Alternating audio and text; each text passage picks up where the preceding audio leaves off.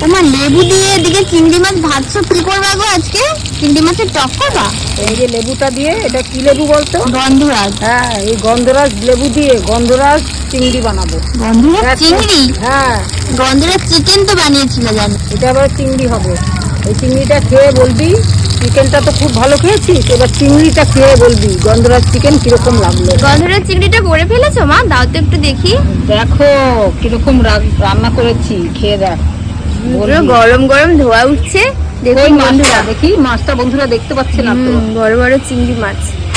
এই দেখুন বন্ধুরা, চিংড়ি মাছটার সাইজটা খোসা সমেতই এটা কেটেছে মা। আমি একটু খেয়ে দেখছি। পুরো নারকেলের দুধের গন্ধে ভরে গেছে একদম রান্নাঘরটা।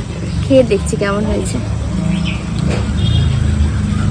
খুব সুন্দর হয়েছে বন্ধুরা। গন্ধরাজ চিকেনও মা রান্না করেছে, বঙ্কুলিঙ্গে দেওয়া রয়েছে পুরো ভিডিওটা গন্ধরাজ চিকেনের, দেখে নেবেন। আর আজকে রান্না করলো গন্ধরাজ চিংড়ি।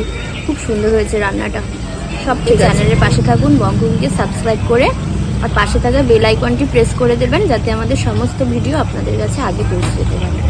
আর ভিডিওটি ভালো লাগলে লাইক, শেয়ার, কমেন্ট অবশ্যই করে দেবেন।